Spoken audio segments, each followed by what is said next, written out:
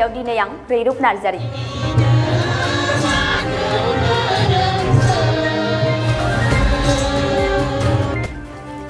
बोखावजायै लखिमपुर जिल्ला दुलाराय बाथौ गौथुमनि खुंगा 11थि 3 बोसोरसालिया जथुमानि दिनै जोबथि सान।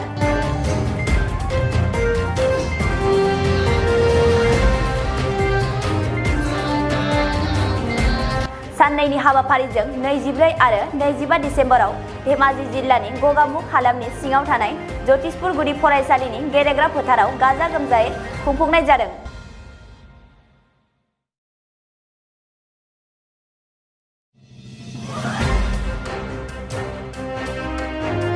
दिनै जोबथा साननि हाबाफारि बायदियै जायगा फोसाबनाय, फुंबिलि आरज, आफादनि गोथार फिरफिला बिरहोनाय, गोथैसि बावनाय आरो हाबाफारिनि गेवलां मेला जानानै थांबाय।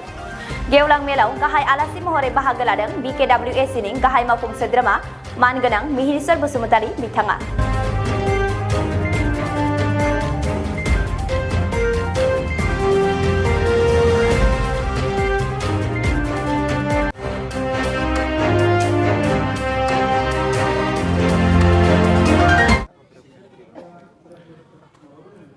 गगामुख ओनसोल बेनि सिङाव थानाय दिनै बे ज्योतिषपुर बे बर' गामिनि बाथौ थानसालिनि बे फोथारावहाय लांदां फोथाराव साननैनि हाबाफारि लानानै बोखावजायै लखिमपुर जिल्ला दुलाराय बाथौ गौथुमनि 3 बोसोरारि जि जथुम्मा बे जथुम्मानि गेवलां मेलाव दिनै आं फैनानै इनाय गोजोननाय मोनफैदों।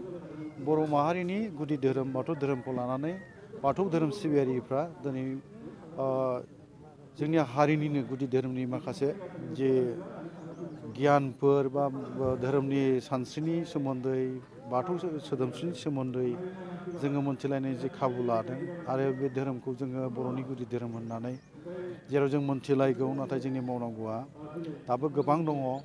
दा बेफोरखौ जोङो बोरै बिबान लालायनानै सिगांलांनांगोन बा जोंनि बे बाथौ धोरोमखौ गुदि बर'नि बाथौ धोरोमखौ बुहुमाव बोरै गेवलांसार मोनहोनो गोसार होनो बेफोरनि जि बाथ्राफोर बेखौ लानानै रायलायनायाव बे बाथ्रायानो फैयो। जोंनि गोरों सुबुंफोर जाय फरायसाफ्रा दिनै मोजां सोलोंथाइनि गेजेरजोंहाय सिगांबोदों बिसोर सिगांबोनांगोन, बाथौ धोरोम सोमोन्दै मोजां मिथिनांगोन, बेनि गुदि सान्थौफोरखौ जोङो मोनथिनायनि गेजेरजों जोङो बोरैहाय जोंनि बे बर'नि गुदि धोरोमखौ गेवलांसार जाहोनो बा गुबुन हादोरफ्राव बोरै गोसार होनायनि बेफोर खामानिफोर मावनांगौ दं। दा बेनि थाखाय जोङो माखासे बिथांखि आजावनानै खामानि मावनांगोन, बे सैथो बाथ्रा। दा जोङो धोरोमनि मुङाव धोरोम सिबिबाय थाबा जानाय नङा। धोरोमनि गेजेराव माखासे हयथ' जानोबो हागौ गेना गोरोन्थि थानो हागौ आसार खान्थिफ्राव, बेफोरखौ सोदांनांगोन, सिगांलांनांगोन आरो जोंनि गथ' गथायफोरखौबो बाथौ धोरोमनि सोमोन्दै मोजाङै गियान होनाय, बाथौनि सानस्रिनि सोमोन्दै मोनथिहोनाय, बिनि जि मोनसे राहाफोर बेखौ जोङो खालामनो हानांगोन। आरो गोबां बिदिनो मावनो गोनां खामानिफोर दं, जाय खामानिफोरखौ जों मावोब्ला बर' हारिखौ बाथौनि सोदोमस्रिनि गेजेरजों मोनसे मुस्रि गोनां हारि होननानै जोङो मुलुगाव सिनायथि होनो हागोन, बेखौ जों फोथायनो हायो। दा दिनैहाय बे गेवलां मेलाव बिटिआरनि मानगोनां EM राकेश ब्रह्म बिथांखौ सौफैदों आरो जोंहा जोंनिनो थांखि जानाय बुंथिगिरि हिसाबै ललित चन्द्र बर' सारमोन सौफैदों आरो दिनैहाय मेलखौ बेखेवफैदों जोंनि MSc नि मानगोनां बिथां परमानन्द सांगिया बिथाङा बेखेवना होफैदों। बेफोर जोंनि थाखाय गोजोनथाव बाथ्रा। आरो जोङो बाथौ धोरोम सिबियोबाबो गुबुन धोरोमखौबो जोङो बोरैहाय मान होनानै जोङो ज' खौसेयै जोङो खामानि मावलांनो हायो। मानोना भारत हादरा मोनसे धोरोम बासिलायै हादर, बावहाय बयहाबो मोन्थाय दं, धोरोम सिबिनायनि मोन्थाय, गाव मोजां मोननाय धोरोमखौ फालिनायनि मोन्थाय बा गनायनायनि बा बेखौ लानानै खामानि मावनायनि मोन्थाय बयहाबो दं। नाथाय बिब्दि होननानै आङो बेखौ बुंदों, बर'नि आजौ आजैनि धोरोमा जाहैबाय बाथौ धोरोम। बेखायनो मालायनि धोरोमखौ सिबिनाय बा लानायखौबो जोंहा सोंखारिनांगौ बाथ्रा गैया।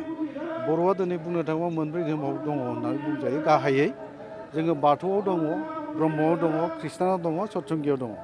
नाथाय थांनो हागौ आरो बे माने गाव मोजां मोनदों होननानै सिबिहैनोबो हागौ, बे थिगानो दं। बिब्दि होननानै आंनि बुंनांगौ बाथ्राया बे, जोङो जोंनि गुदिखौ, जोंनि आजौ आजैनिखौ बावनानै थांनायाबो थिग नङा, बेखौ आङो बुंनो लुबैगोन आरो जोंनि फैगासिनो थानाय इयुननि जि समफोर फैगोन, बे समफ्राव जोङो खौसे हाबा मावलांनांगौनि थाखाय आं सानो जोंनि बाथौ धोरोमनि जाय जोंनि बाथौ सिबियारि सुबुंफोर दङ सिगाङावनो थानांगोन सिगाङाव थानानै जोंनि बर' हारिनि जि मोनसे जेंना जेथोफोर नुजाफैनाय जोङो राजखान्थि दिगनि बाथ्राखौ बुं समाज दिगनि बाथ्रा रांखान्थिनि बाथ्रा बिदिनो आबाद मावनायनि बाथ्रा बा बिदिनो गोबां आयदानि बाथ्राफोरखौ जोङो बुंनो थाङोबा आं सानो आरोखि जोंनि रोंखा राखा जाबोनाय सुबुंफोर आरो बाथौ धोरोमनि जि मोनसे गियानखौ लानानै बेनि गेजेरजों जोङो सिगां लांनांगौनि बाथ्राखौ आं बुंनो लुबैगोन आरोखि